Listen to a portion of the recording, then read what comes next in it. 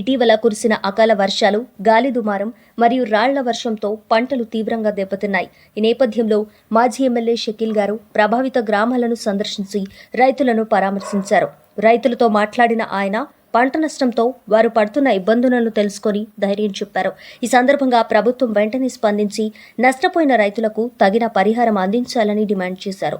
రైతులు ఆర్థికంగా నిలదొక్కునేందుకు ప్రభుత్వం తక్షణ సహాయం అందించాలి. అధికారులు పంట నష్టాన్ని అంచనా వేసి నివేదిక పంపాలని ఆయన అన్నారు. ఈ కార్యక్రమంలో స్థానిక నాయకులు, రైతులు మరియు గ్రామ పెద్దలు పాల్గొన్నారు.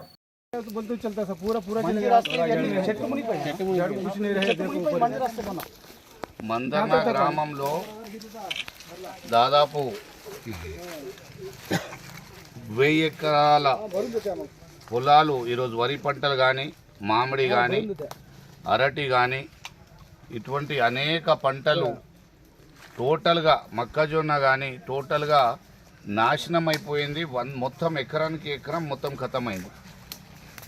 ఇప్పుడు బోధ నియోజకవర్గంలో సాలూర మండలంలో మందర్న గ్రామంలో ఈ 3వ పంట దెబ్బతిన్నది. ఈరోజు ఇక్కడ రైతులు ఆత్మహత్యలు చేసుకునే పరిస్థితి ఏర్పడింది. ఎక్కడ కూడా గవర్నమెంట్ వచ్చి స్పందిస్తలేదు. ఎమ్మెల్యే గారు ఇంత ఘోరమైన వడగావానాలు వస్తే, ఇంత డ్యామేజ్ జరిగితే ఆయన పోయి హైదరాబాద్లో కూర్చున్నాడు. కనీసం మీ యంత్రాంగం కానీ, కలెక్టర్ కానీ, మీ యొక్క జిల్లా అధికారులు, అగ్రికల్చర్ డిపార్ట్మెంట్ వాళ్ళు కానీ ఎంత డ్యామేజ్ జరిగింది, ఏం చేయాలని ఒక చిన్న స్పందన కూడా ఈరోజు ఈ ప్రభుత్వం తరఫున లేదు. నేను ఎమ్మెల్యే గారికి డిమాండ్ చేస్తూ ఉన్నా, తక్షణంగా మీరు హైదరాబాద్ నుంచి బయలుదేరి, మీరు గవర్నమెంట్ అడ్వైజర్గా ఉన్నారు, క్యాబినెట్ హోదా ఉంది, సీఎం గారు మీకు అత్యంత సన్నిహితులు. ఈరోజు 3వ పంట ఇక్కడ, అక్కడ ఊసా కాజాపూర్లో చూసుకుంటే 2 పంటల డ్యామేజ్. మొత్తం రైతులకు రైతు బంధు అనేది ఓన్లీ ఎకరానికి 6,000 రూపాయలు. అనేక విధాలుగా అప్పులు చేసుకొని ఈరోజు బంగారం తాకట్టు పెట్టి, ఇల్లు తాకట్టు పెట్టి, ఇంట్రెస్ట్ మీద పైసలు తీసుకొచ్చి రైతులు పెట్టుబడి పెట్టి మొత్తం సర్వనాశనం, బ్యాక్ టు బ్యాక్. అది కూడా 3వ పంట సర్వనాశనం అనేది చాలా ఘోరమైన పరిస్థితి. రాష్ట్రంలో చూస్తే 1700 కోట్ల రూపాయలు నష్టపరిహారం ఇచ్చినామని చెప్తా ఉన్నారు. ఈ బోధ నియోజకవర్గంలో ఇక్కడ ఉన్న ప్రభుత్వ సలహాదారు గారు ₹1 నష్టపరిహారం కానీ రైతులకు ఇవ్వలేదు. ఇంత పెద్ద నష్టం జరిగితే ఈ రోజు వరకు స్పందించే వాళ్ళు ఎవ్వరు కూడా ఇక్కడ లేరు. ఎవరు వచ్చి మాట్లాడతలేరు, చూస్తలేరు. జిల్లా యంత్రాంగం లేదు. ఇగో ఎంత పరిశాన్ ఉన్నారు మా వాళ్ళు. రైతులు ఇంత నష్టపోయి ఈరోజు ఆత్మహత్య చేసుకునే పరిస్థితి ఏర్పడింది. చిన్న రైతు 3 ఎకరాల పొలం ఉండే అడ్డితో తీసుకొని కౌలు చేసుకున్నాం, ఏం లేదు.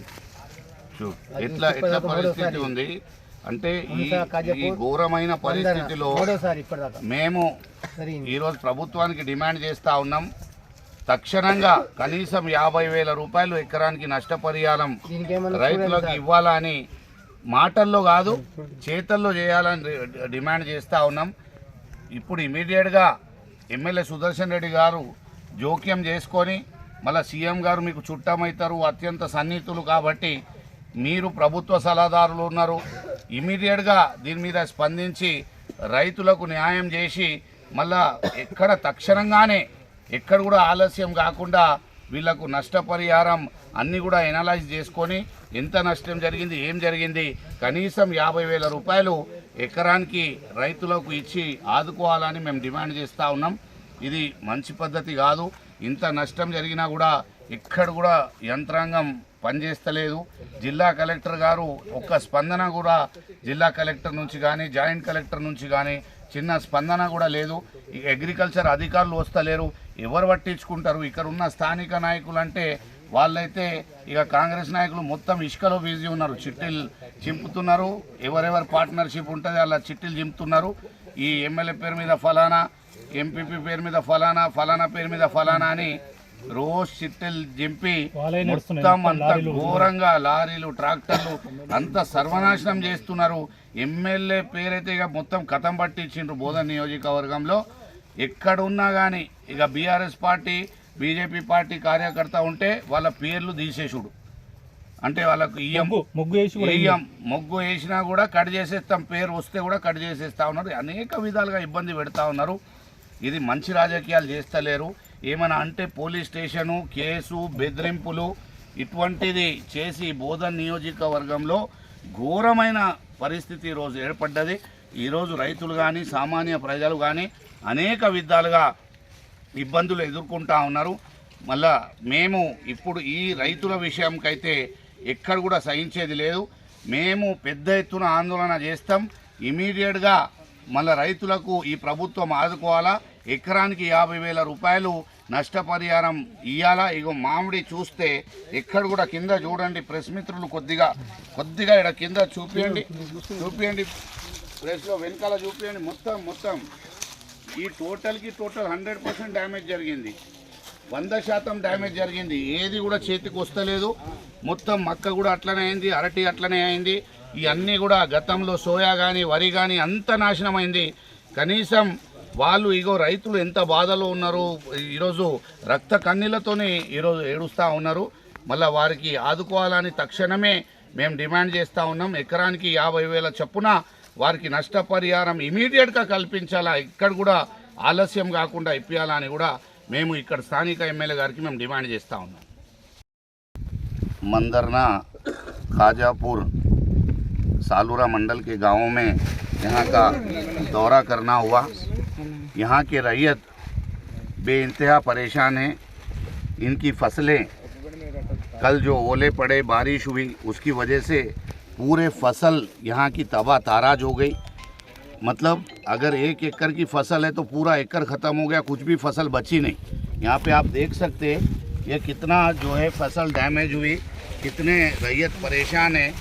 आज मैं हुकूमत से डिमांड करता हूँ, यहाँ के एमएलए सुदर्शन रेड्डी साहब रहने दीजिए, सीएम रेवंत रेड्डी साहब रहने दीजिए, किस कदर डैमेज यहाँ पे हुए बाद अभी तक भी कलेक्टर रहने दीजिए, एग्रीकल्चर ऑफिसर्स रहने दीजिए, लोकल एमएलए रहने दीजिए, कोई भी यहाँ के कम से कम इनकी हिम्मत अफजाई नहीं करे।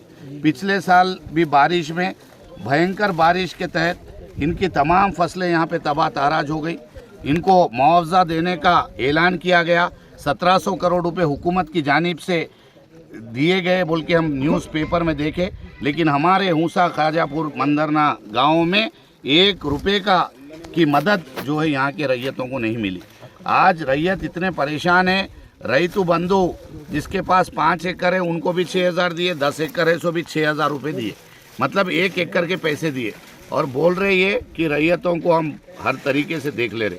आज यहाँ का हालत ये है कि लोग खर्च पे पैसे लाके अपना सोना गिरवी रख के, घर गिरवी रख के, सिंचाई करके आज अपना सारा मेहनताना पैसा सब ये फसलों में लगाए कि ये उम्मीद से कि फसल हो गई तो इनके हालात अच्छे होंगे। लेकिन आज इतना डैमेज हो गया ये कुदरती तौर पे।